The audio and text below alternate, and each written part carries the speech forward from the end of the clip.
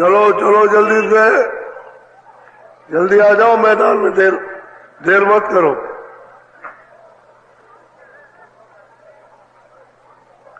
चलो चलो, समय होने वाला है।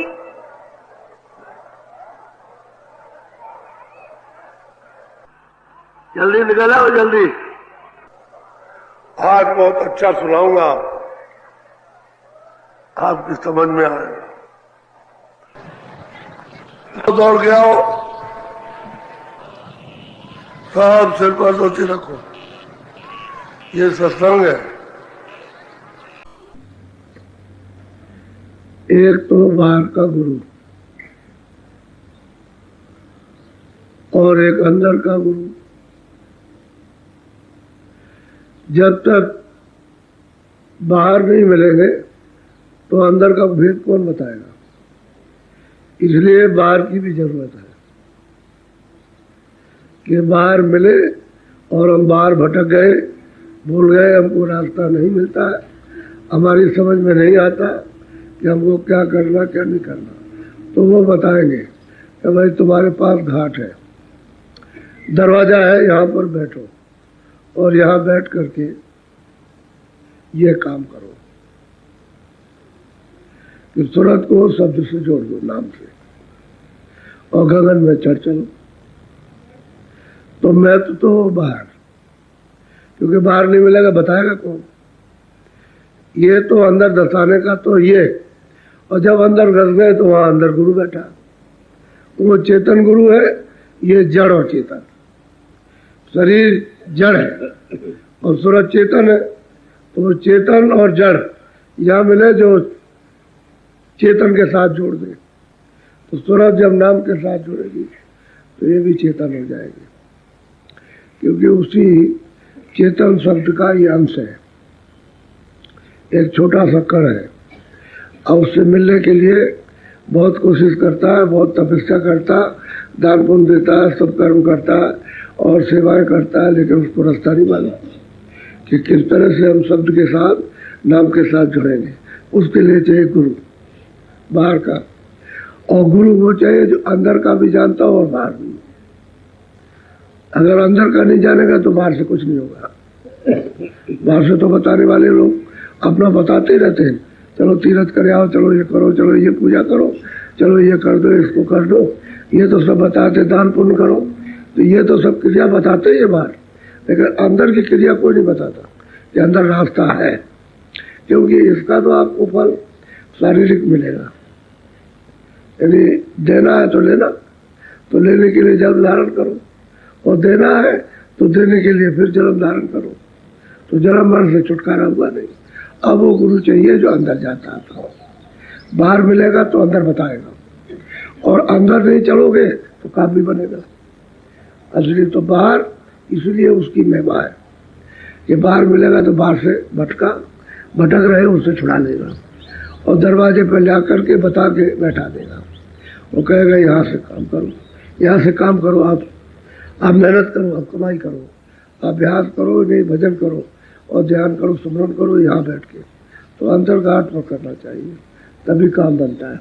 इसलिए कहते हैं कि भाई जब बाहर जाए मन, इससे उससे सबसे, तब सूरत को नाम के साथ जोड़ के गगन में चढ़ा दे। सीधा सीधा काम है, और बिना नाम से जुड़े ऊपर चढ़ नहीं सकती, क्योंकि दूसरा कोई सीढ़ी है नहीं है, वो नाम ही की सीढ़ी है, और नाम है चेतन। वहां से सीधा, मतलब ये नाम आ रहा है बुलाने के लिए सुरतों को। बस ये है कि घाट पर बैठ करके और पर्दे को हटा के जुड़ जाओ, इतनी मेहनत करना। कहते हैं कि इतना काम करो तुम आपकी इस जीवन में, अगर तुम कर लो ये काम के मतलब घाट पर आ जाओ, बैठ जाओ, और घाट थोड़ा सा मेहनत करके रोज रोज रोज रोज सफा हो जाएगा, तो बाकी काम उनका है, फिर तो उनका काम हो जाता है। हमारा काम खत्म, रोज ले जाते चढ़ा करके, तब काम बन जाता है। और बाहर नहीं मिलेगा तो अंदर कोई बता नहीं सकता। ऐसे ही जैसे भटक रहे हो ऐसे ही भटकते रहोगे। तो कल आपको ये बताया था, इशारा किया था कि मालिक ने, सतपुरुष ने सतलोक से ईश्वर को भेजा ब्रह्म को भेजा, पार ब्रह्म को भेजा, महाकाल पुरुष को भेजा, और जो 12 पुत्र हैं उनको भेजा। अपने देश से दूसरे देश बना दिए, लोग बना दिए, मंडल बना दिए वहां, और फिर उनको धार से उतार दिया। ये भी शब्द ही की धार से उतर के आए, शब्द की धार से सब उतर के आए, और सबके सब उसी धार पर टिके हुए हैं। ईश्वर भी उसी धार पर, और ब्रह्म भी उसी धार पर, और पार ब्रह्म भी उसी पर, वहां का सब लोग उसी धार पर टिके जो ऊपर से जिसने। और सुरतें बहुत समय बाद उतारी गई। तो सुरतें मतलब यह है कि उनको भी उतारा उसी धार से, उतार दिया। अब यह है कि ये पहले आए, तो ये आए अपना, कोई नहीं था, अकेले थे, तब करते रहे, तपस्या करते रहे वो। और जब मालिक इनसे खुश हो गया सबसे, क्योंकि सबने अपनी अपनी जगह तप किया, ध्यान किया उसका अखंड, तो खुश हो गए। तो उनका क्या चाहते हो? तो उनका राज चाहते। तो वो सतलोक का राज वो तो मिल नहीं सकता था, कह लगे छोटा मोटा कुछ। तो फिर उन्होंने फिर इनको दे दिया, कहा कि हमने तुमको दिया, और सब मसाला ले लो और सुरतों को ले लो, फिर अपनी रचना कर लो। उनको सब मसाला दे दिया, रचना करने की तरकीब सब उनको बता दी, उनको अधिकार दे दिया। अब उनके पास पावर मिल गया, तो फिर उन्होंने मतलब ये फिर ये सब बखेड़ा खड़ा किया। अब वो सतपुरुष बिल्कुल अलग। तो मैं ये कह रहा था, जब सूरतें उतारी गई तो ये आना नहीं चाहती थी, अपने देश को छोड़ करके पराए देश में नहीं जाना चाहती, क्योंकि दूर चले जाएंगे तो मिलना जुलना कैसे होगा, प्रभु का दर्शन दीदार कैसे होगा। तो फिर उन्होंने संतों को साथ भेजा कि ये रहेंगे, तुम कभी भूलोगे चुकोगे तो इनसे मिल लेना, ये हमेशा वहां रहेंगे, इनसे मिलना। तो वो संत साथ आए, तो फिर उनको विश्वास दिलाया कि अच्छा ठीक है, तुम जाओ, वहां फंसना नहीं, और तुमको देखने के लिए भेज रहे, तो वहां से लौट के चली जाना। तो जब शुरू में आई, तब तो यहाँ से सब मनुष्य शरीर में आए थे, तो ये सब वापस हो गए, क्योंकि लाखों बरस की उम्र थी शरीर की। तो फिर ये सब रोज जाए, तो कोई नियम तो बना नहीं था रोक टोक का। किसी भी मंडल पर कोई गंदगी जमा थी नहीं, न इनके अंतःकरण पर, न मन पर, न बुद्धि पर, न चित्त पर कोई गंदगी नहीं थी। तो रास्ता साफ था, तो जाए और आए।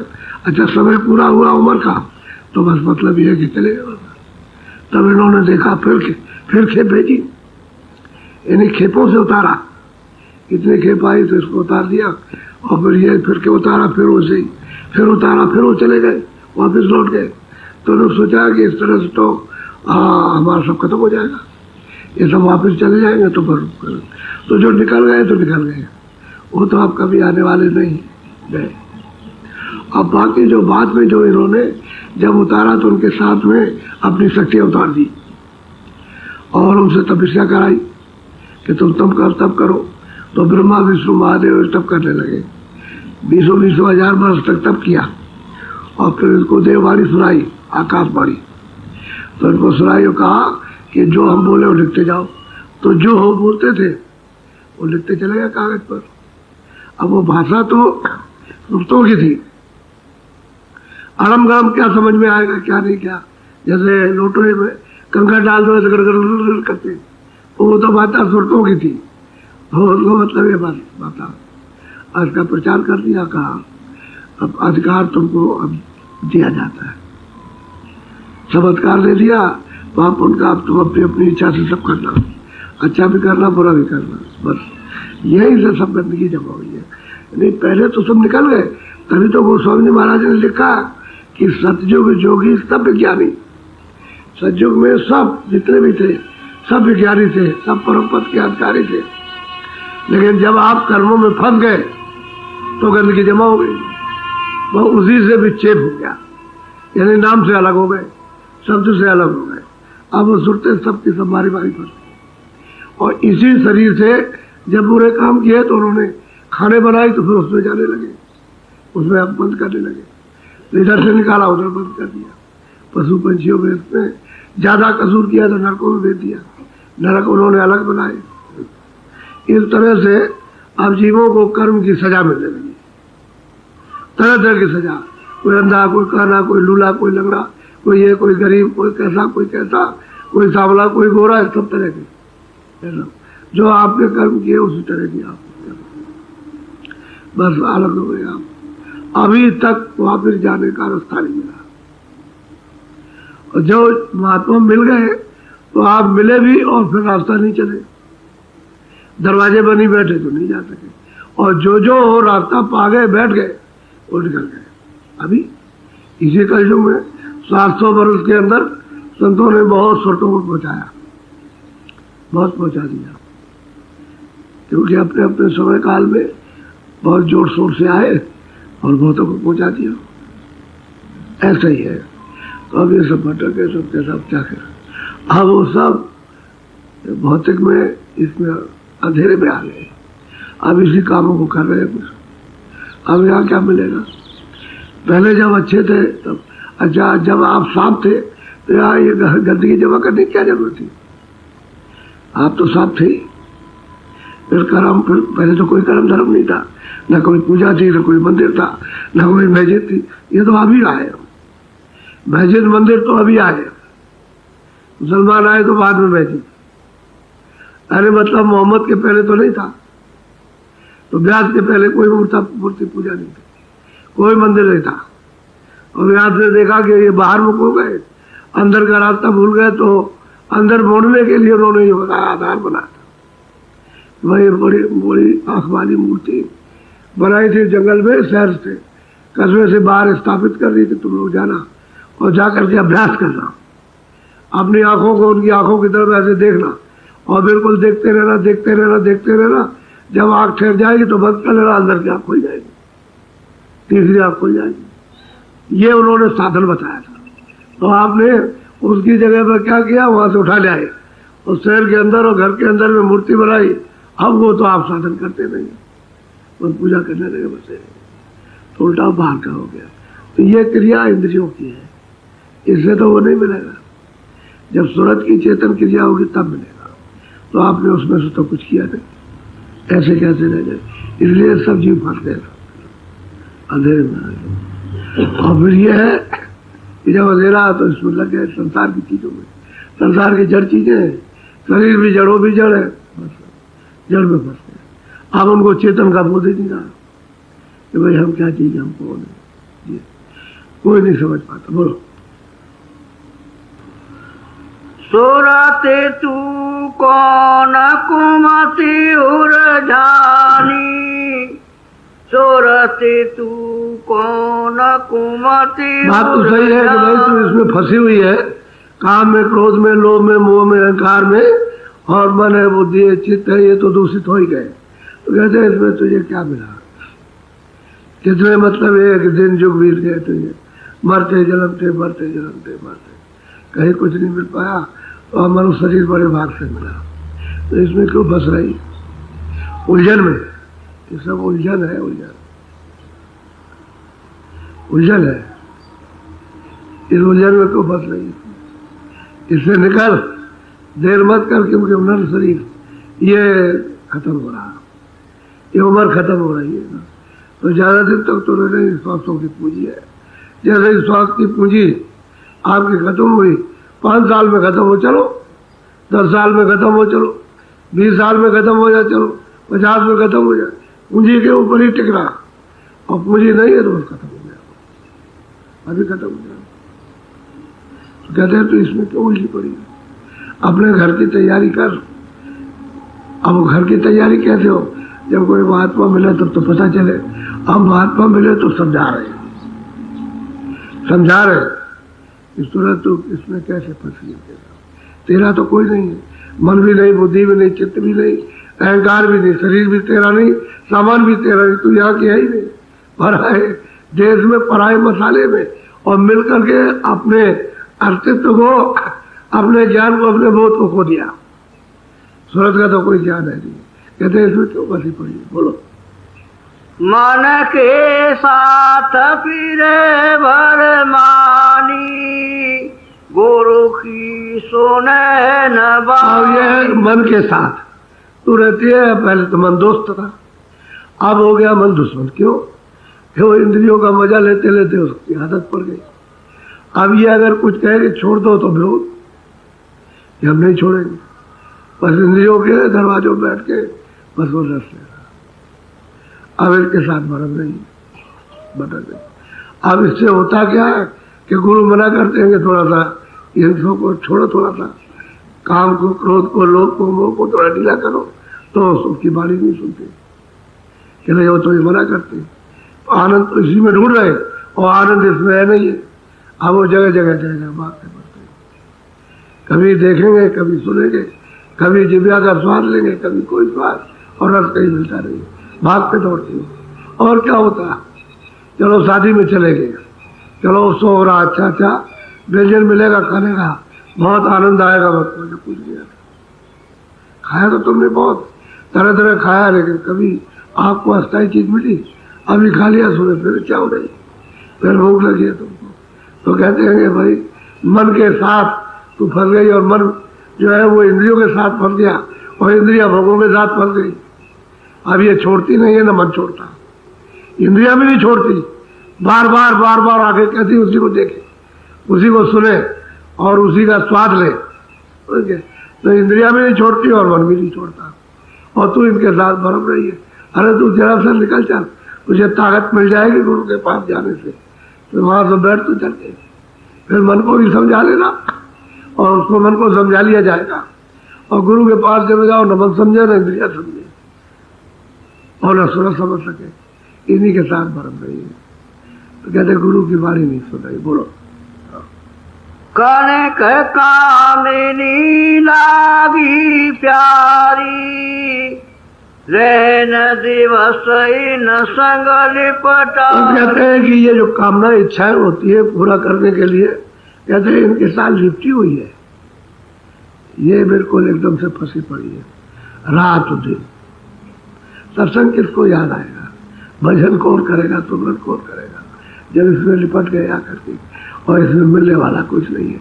मारे ही मार है चारों तरफ से, घर से भी बाहर से भी, चारों तरफ से दो डर लगा हुआ है। इसलिए महात्माओं के बच्चों को सुनना और मान लेना, और थोड़ा सा संसार ढीला करना। तो संसारी में रहो, लेकिन ढीला करके रहो, कभी कभी कभी कभी। यदि आदत को लगातार उसको थोड़ा बंद करके कभी कभी आदत डालो, ऐसे धीरे धीरे छूट जाएगी। तो धीरे धीरे आदत भजन की बनाओ, तो भजन में मिलने लगेगा रस, आनंद मिलने लगेगा, ये छूट जाएगा, वो असली में अस्थायी बन जाएगा, निकल जाओगी तुम यहाँ से। और जब तक गुरु के वचन सुनने को न मिले, तब तक समझ में क्या आएगा, कुछ नहीं आएगा। बोलो, मोह जाल यह काल बिछाया, दाना डाला जीव। अब यह है कि मोह का जाल, कहीं बच्चे का मोह, बच्ची का मोह, इसका मोह, उसका मोह, उसका मोह। अब ये सब दाने डाल दिए, ये मेरा है, मेरा है, मेरा है, मेरा है, हम इसको नहीं छोड़ेंगे, ये कहेगा हम नहीं छोड़ेंगे, और बस फट से उठा दिया। अब वो रो रहा कि मेरा चला गया, अब कितना विलाप कर रहा, आज चला गया, और छाती पीट रहे, लड़का चला, लड़की चली गई, पति चला गया, पत्नी चली गई, कुछ नहीं, दाना डाला पहले तो फंसा दिया, और उसके बाद सट दिया। अब उसी में अब शिकार हो गया, अब रो रहा, मेरा बच्चा बड़ा गोरा था, और ऐसा था, वैसा था, ये था, ऐसा था, और ऐसा होता, वैसा होता, सारे जीवन। तो आप महात्माओं की बाणी सुनेंगे, मोह व्याधियों का मूल है। सगल व्याधियां जितने भी भयानक से भयानक मोह से पैदा हो जाती है, और मोह किसके लिए होता है, जड़ के लिए। अब ये शरीर जड़ है, इसी के लिए तो मोह बात क्या। अब सूरत निकल गई और शरीर ये पड़ा, तो घर में रखोगे आप, तो इस डर की वजह से ले जाते हो कि वो सड़ जाएगा, बदबू आएगी, घर में नहीं रख सकते। ये आपको डर लगा हुआ कि अगर रुक गया तो अभी बदबू पैदा होने वाली है, वो बंदर नहीं देखा, सड़ जाएगा, और वो अपने बच्चे को पकड़े रहेगी और सड़ जाएगा, बिल्कुल बदबू आती है उसमें, उधर से बच्चा लेके निकल जाती है, लेकिन बेकार से पकड़े रहती है। तो मोह, प्रगाढ़ मोह, इसी तरह से मोह में फंस गए हो। इससे सुमरन नहीं, वचन नहीं सुनते हो, सुमरन नहीं करते हो, ध्यान नहीं करते हो, भजन नहीं करते हो, ये मेरा है, मेरा पकड़ते पकड़ते हर चीज के लिए इतने दिन हो गए। और फिर सब में मोटा महीन सब में मोह व्याप गया सब चीजों में, ये न जाए, ये न जाए, ये न जाए, ये न जाए, एक दो चीजें लेकिन चले सब जाएंगे। देखने वाला भी चला जाएगा, दिखाने वाला भी चला जाएगा। बोलो, तू अनजान पड़ी लालच में, बहुत होई तेरी। बहुत प्यार से महापुरुष कहते हैं, अरे सूरत तू अनजान इसमें आकर फंस गई लालच में और तेरा बड़ा नुकसान हो जाए। क्यों कि मनुष्य शरीर छूट गया तो तुझे कितने यानी करोड़ों वर्षों तक नहीं मिल रहा। अब ये दांव मिल गया तुझको, तो इसी दांव में अपना काम कर ले। तू लालच में समझती नहीं है कि आगे क्या होगा क्या नहीं होगा, लालच में फंस गया कर। इसलिए सोचे महात्माओं के वचन को पकड़ करके होश में आ जा। ये असली मेरा काम, असली धर्म मेरा, असली ज्ञान, असली आनंद मेरा कहाँ है, उसको समझ ले महापुरुषों से। और अगर जरा सी भी भूल कर गई तो चुक जाएगी और सब तेरा खत्म हो जाएगा। बोलो, मैं समझाई कहूँ अब तो से, गुरु बिन कौन बचा। ये बात सत्य है कि न कोई लड़का, न कोई लड़की, न बाप, न माँ, न धन, न दौलत कोई नहीं बचा सकता। कहते मैं तुझको समझा के बता रहा हूँ कि गुरु के बगैर और कोई नहीं बचाएगा। इन जीवों को कोई घर नहीं पहुंचा सकेगा। वो अगर मिल जाए तो काम बन जाए। और बाकी जिनसे तुम मोह ममता कर रहे हो, तेरे एक भी नहीं होंगे, एक भी नहीं होंगे तेरे। साथ ही साथ जवाब दे देते। अरे अभी दो लड़की का बाप और लड़के का बाप दोनों कल आए। कल उसने कहा कि हमारी लड़की है, 7 किलो वजन हमारा, ये मतलब ये है कि 8-10 दिन में कम हो गया। वो तो ये कहे और ससुर कुछ कहे, ये कहे बोले भाई तुमने ऐसा क्यों किया, क्यों गाली देते हो, क्यों करते हो। दोनों आए यहाँ, लड़की जहाँ भाग आई। अब उसको पता तो नहीं था लेकिन आ गई मैं यहाँ पर, अभी है यहीं पर है, कल हुआ है। हमने ऐसा करो, क्या जरूरत है तुम, जहाँ लड़का है उसको भेज दो, वो लड़का आएगा ले जाएगा। तुम्हारी भी बात रह गई, तुम्हारी भी रह गई। तुम क्यों घर के लिए कहते हो, तुम क्यों कहते हो। दोनों जाओ अभी घर, और फिर आप 18 तारीख को यहाँ आओ, तो संग भी सुन लेना। और फिर वो लड़का आ रहा है तो मतलब ले जाएगा। तो कोई किसी का नहीं, कौन किसका, घर घर में। हम आत्मा कहते हैं तेरा कोई साथी नहीं है, और तू सोच रही कि मेरे मेरे मेरे एक दूसरा, सब धोखा हो जाएगा। गुरु के बगैर कोई साथ नहीं देगा। गुरु इधर के भी साथी, उधर के भी साथी, और हमेशा के साथी होंगे। वो तो सत्य से जोड़ते ही है, उनका काम ही है। दूसरा काम क्या है, बोलो। गुरु से प्रीति करो जग जारो, तन मन दशा बुरा। बहुत प्यार से समझाते हैं भाई, गुरु से प्रीत करो, उससे प्रेम करने से जगत को तुम अश्रद्धा में, अभाव में ले आओ। इसको छोड़ो, पहले इसको छोड़ो, ढीला करो। जितनी जरूरत है उतना तो काम ले लो, लेकिन प्रीत करो, गुरु से प्रेम करो, तो जगत छूट जाएगा, मोह छूट जाएगा। तो तुमको सही चीज विवेक में आने लगेगी। ये बात तो बिल्कुल सही है। कोई किसी बीच में मिले, बीच में चले जाएंगे। ना हम किसी को लेकर आए, ना लेकर के जाए। कोई आगे जा रहा, कोई पीछे जा रहा, और चल देंगे। तो कहते हैं कि भाई गुरु से प्रेम करो, प्रेम करो, तो ये मोह छूट जाएगा तुम्हारा। जब मोह छूट जाएगा तो भजन भी होने लगेगा, ध्यान भी होगा, सुमरन भी होगा, तो शब्द भी सुनाई देगा, नाम भी सुनाई देगा। तभी सूरत उसको और पकड़ेंगे और पकड़ के चढ़ चलेंगे। तब मतलब यह है कि तब फिर सोते जब उन्होंने पाया तो वो चिल्लाई कि दौड़ो दौड़ो दौड़ो दौड़ो, जल्दी जाओ जल्दी जाओ, नहीं चले जाएंगे फिर मिलेंगे नहीं, चलो अपना अपना काम करा लो जा करके। आ गए इस तरह से चिल्लाते हैं, सोचते बोलो। नाम रसायन गुरु से पाओ, छूटे सब हैरा। कहते हैं कि नाम का धन, नाम की रसायन, कहते हो किसके पास है? गुरु के पास, उन्हीं से मिलेगी। और जब नाम रसायन आपने मतलब यह है कि तैयार कर ली तो सब हैरानी, जन्म का, मरण का, 84 का, नरकों का, सब एरा और फेरा सब खत्म हो जाएगा। और जब तक नाम रसायन नहीं कमाओगे, उसे नहीं प्राप्त करोगे, तो फेरा एक भी नहीं छूटने वाला। जन्म मरण होता ही रहेगा, 84 नरकों में जाते ही रहोगे, यात्राएं मिलती रहेगी, कोई सुनवाई नहीं होगी, और मनुष्य शरीर तो फिर बात ही नहीं, कब मिलेगा कब नहीं मिलेगा, इसका कोई भरोसा नहीं। बोलो। फिर तू चढ़े गगन के नाके, तन से होई अलगा। कहते हैं कि फिर जब तू नाम प्रधान को कमा ले, अंधेरा तो इसलिए है, ये जो पर्दा पड़ा हुआ उसी का अंधेरा, ये पर्दा हट जाए तो उजाला ही जाना, तो अंधेरा होता ही नहीं। और सबने कहा बात को कि बस जब तो जला हुआ अंदर का, तो अंधेरा कभी नहीं होता, जिसे उजाला करता है। ये तो स्थान अंधेरे का ये है, तो यह अंधेरा उजाला, अंधेरा उजाला, सुबह शाम रात दिन हमेशा होता रहेगा।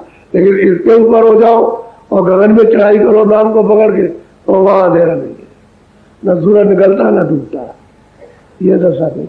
और घाटी में बैठे हुए हो तो कूड़े कचरे को रोज डालते रहो। हम देखते हैं गांव में जाते हैं तो कूड़ा कचरा दरवाजे पर अंबार लगा रखा, भाई इसको कौन हटाएगा? चलेगा, क्या करें, बाहर नहीं फेंक पाते तो ही डाल देते, अब देर हो गया। और दुर्गंधी भी आती है, सब कुछ कर नहीं सकते, कूड़ा पड़ा हुआ, वही रहते हो, वही सोते हैं, सब देखते हैं। तो कह रहे जब तुमने अंबार जमा कर लिया तो इसको कौन हटाएगा? कोई जुक्ति वाला कोई आ जाए तो हटा दे, नहीं तो मतलब ऐसे रहेगा, पड़ा रहेगा और जमा होता रहेगा। तो कितना जमा करोगे आप? कभी हटाने की तो इच्छा होती थी और हटा भी नहीं सकते हो। ऐसे कर्मों का कूड़ा पाप पुण्य का जमा कर रखा, अब कौन हटाए? तुम तो हटा नहीं सकते हो, क्योंकि अपने पास तो उसकी भी जुक्ति हटाने की खत्म हो गई, ये कैसे हटेगा? और जिसके बाद जुक्ति हटाने की है उसके बाद तुम जाते नहीं, उसके वचन नहीं सुनते हो, तो कूड़ा कौन हटाएगा? तो कर्मों का कूड़ा है, इसी का कर्जा लेते देते और क्या करते, और कैसा होता? अरे मैं दे दिया तो ले लिया, अब लेने के लिए आओ तो वो दे जाए, वो दे जाए, फिर वो लेगा करके लाओ लाओ लाओ दे जल्दी से। ये कर्म कर्जा है, ये चुकता नहीं है, ये महापुरुष ही चुकाते हैं। तो कहते हैं तेरा उन्हीं से भला होगा, वही तरजीह तेरे, दूसरा कोई भलाई करने वाला नहीं है, बाकी सब स्वार्थ की, अपना अपना सबको मोह स्वार्थ का।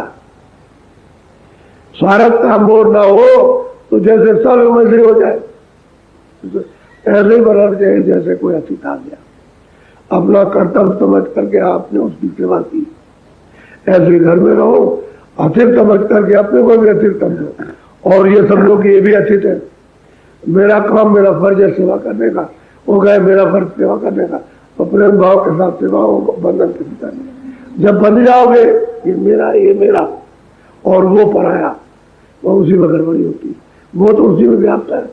तो महात्माओं के बाद वो सबको समान सकते हैं, सब घर के बाहर के सब अतिथि।